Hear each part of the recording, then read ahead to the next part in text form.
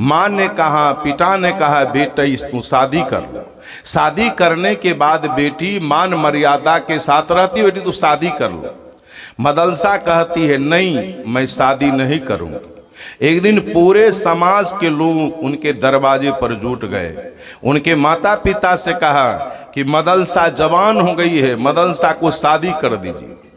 माता पिता ने कहा मैं बहुत समझाता हूं, लेकिन मदलसा मानने के लिए तैयार नहीं, मानवे नहीं करती है। पूरे समाज के लोग भीड़ गए मनमाने में, बेटी तो समाज के बेटी हो, क्यों नहीं तुम शादी करती हो? शादी करने के बाद बेटी मान मर्यादा के साथ रहती, बेटी तू शादी कर लो। बहुत समझाने बुझाने के बाद तब मदलसा कहते ठीक है, आप लोग नहीं मानते हैं तो मैं शादी करूंगी, लेकिन शादी होने के बाद हमको बाल बच्चा होगा। तो जो भी बाल बच्चा हमसे पैदा होगा, वो बाल बच्चा अपने पिताजी का मुंह 12 बरस तक नहीं देखे। 12 बरस तक उस बच्चों को मैं अपने अंडर में रखूंगी। यदि शर्त पर कोई लड़का हमसे शादी करने के लिए तैयार होता है तो मैं शादी कर सकती हूँ। संजोग से लड़का खोजा गया, लड़का मिल गया, शादी हो गई। शादी होने के बाद जो भी बाल बच्चा पैदा लेता था, मदलसा उस बच्चों को अपने अंडर में रखती थी। ये मदलसा को उपदेश है। मदलसा क्या कहती थी बच्चा से?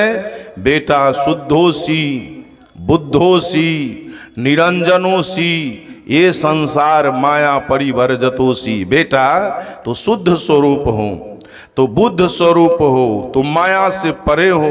3 काल में बेटा तुम्हारा नाश होने वाला नहीं। जो भी बाल बच्चा पैदा लेता था आत्मज्ञानी हो जाता था, ब्रह्मज्ञानी हो जाता था, साधु हो जाता था, महात्मा हो जाता था।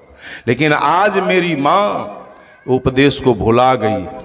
5 बरस तक बच्चा माँ के गोद में रहता है। 5 बरस का बच्चा यदि बिगड़ा है तब माँ का दोष है, माँ नहीं समझ रही है।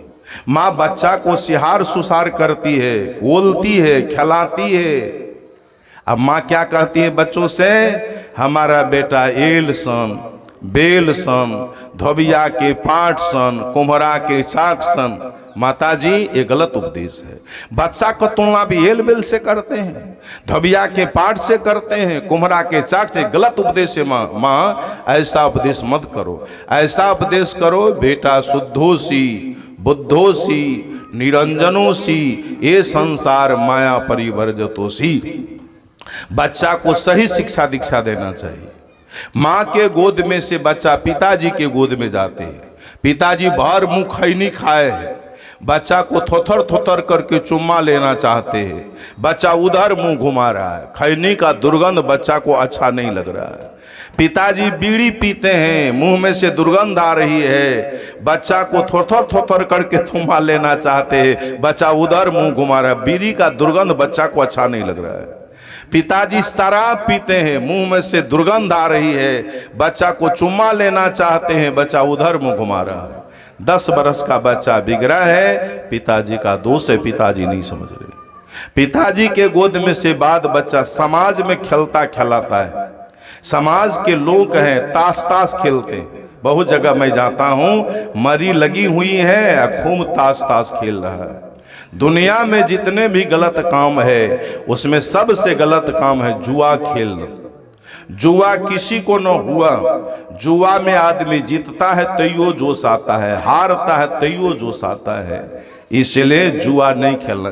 बड़ा जोश में खेलता है, कल 16, बगल वाला का 17, 18, 19, 20, 1, 2 है। जितौड़ी में क्या मिलता है उसको? तो लाल पान सीट। रे लबड़ा, लाल पान सेठ कैसे हो गया रे? झोड़ी में एको को पैसा नहीं, लाल पान सेठ हो गया। कहिए जितौड़ी में लाल पान सेठ हो गया। भर भर दिन मरी लगी हुई है, खेल रहा है जो। 5 पांडव कितने बड़े ज्ञानी थे, कोई किसी से कम नहीं था। 5 भाई में 5 गुण। युधिष्ठिर कम नहीं था। युधिष्ठिर शब्द का शाब्दिक अर्थ होता है गंभीर पुरुष। पूरे महाभारत में युधिष्ठिर सबसे अच्छा पात्र है। युधिष्ठिर के पास में राग नहीं, द्वेष नहीं, ईर्षा नहीं, छल नहीं, कपट नहीं।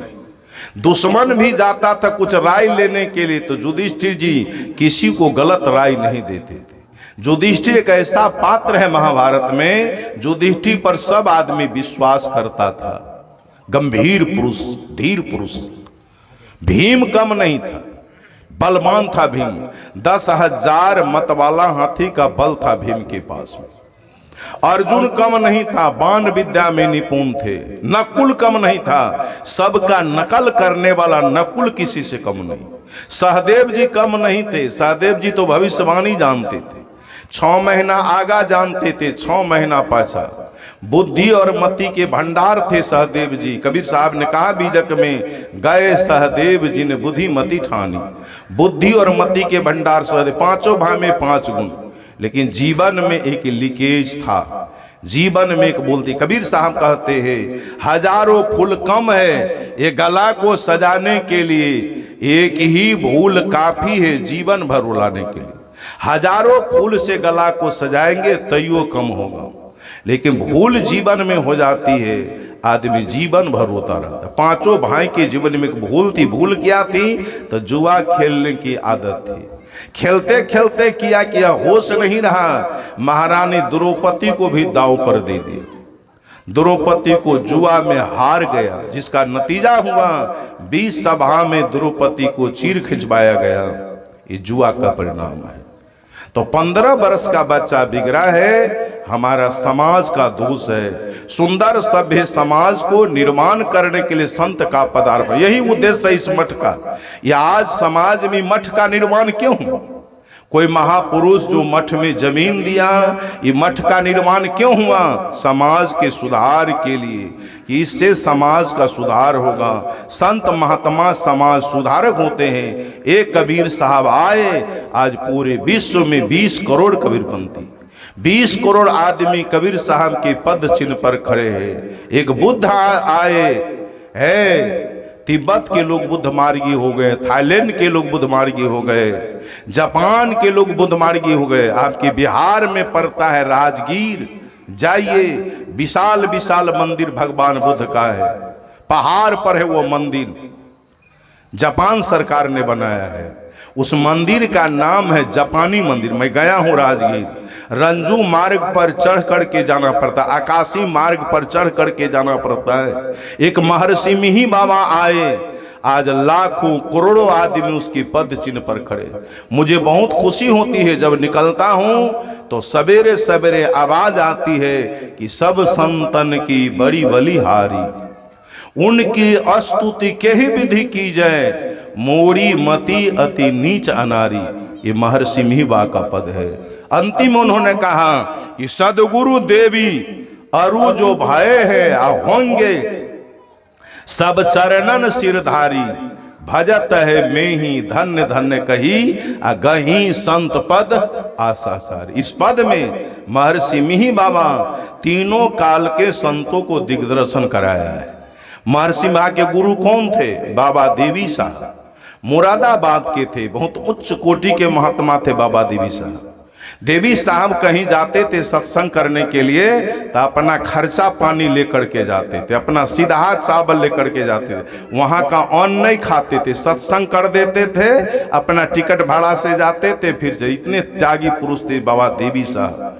इसलिए वर्तमान काल में महर्षि मिहि के गुरु बाबा देवी साहब, इसलिए कहा सदगुरु देवी वर्तमान काल महर्षि मिहि के लिए। अरु जो भय है, ये पद भूतकाल का दिग्दर्शन करता है। उससे भी पहले बहुत संसार में हो चुके हैं, उनका दिग्दर्शन इस पद में है। सदगुरु देवी वर्तमान काल, अरु जो भय है भूतकाल, होंगे, ये पद भविष्य काल का दिग्दर्शन करता है। आगे भी संत होंगे कि नहीं? जिस दिन धरती पर संत नहीं रहेंगे, धरती पताल धस जाएगी। आकाश में कोनो खंभा नहीं लगा हुआ है।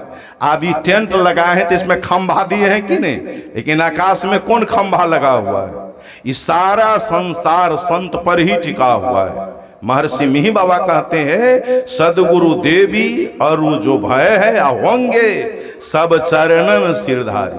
सबका चरण का मैं सिरोधार कर रहा हूं, सबका चरण अपने मस्तक पर ले रहा हूं। सब चरणन सिरधारी, भजत है में ही धन्य धन्य कही गही संत पद आशा सारी। अंतिम उन्होंने कहा, चैलेंज किया महर्षि मिहि कि संत मता बिनु गति नहीं, सुनो सकल दय कान, जो चाहो उद्धार को तो बनो संत संतान। बेटा तो जीवन में कल्याण चाहते हो, उद्धार चाहते हो, मोक्ष चाहते हो, शांति चाहते हो तो संतों का संतान बनो।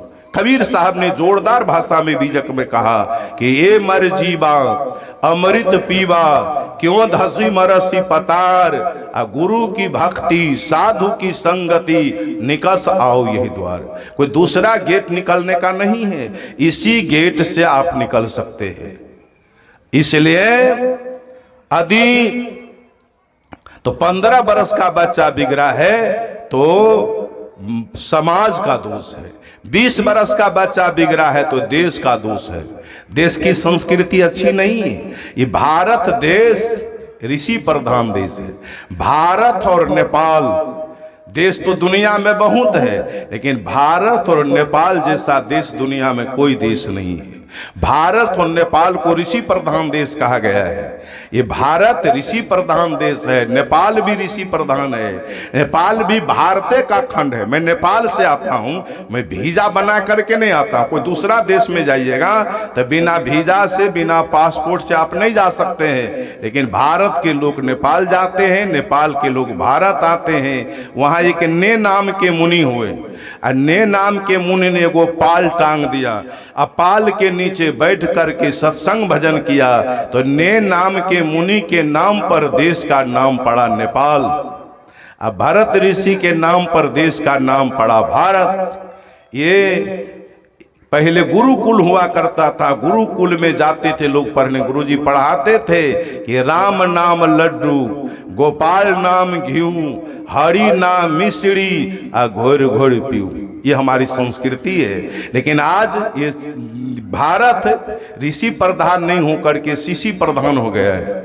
दुर्भाग्य है इस देश का। इस देश में गौ कत्ल खाना खुला हुआ है, शराब लोग पीते हैं, शराब के बोतल में मुंह लगाते हैं। आज संस्कृति बदल गई है। राम नाम मुर्गी, गोपाल नाम टी, हरि नाम अंडा, फोड़ फोड़ पी। पढ़ाई गलत हो गई है। इसलिए आप संतों के निकट बैठे, भौतिक शिक्षा के साथ साथ आध्यात्मिक शिक्षा की भी जरूरत है। केवल गेहूं से भूख मिट सकती नहीं, केवल गुलाबों पर टिक सकती नहीं है। दोनों की जरूरत इंसान के लिए। एक चक्का से गाड़ी चल सकती नहीं। गाड़ी को चलाने के लिए दोनों चक्के तंदुरुस्त होने चाहिए।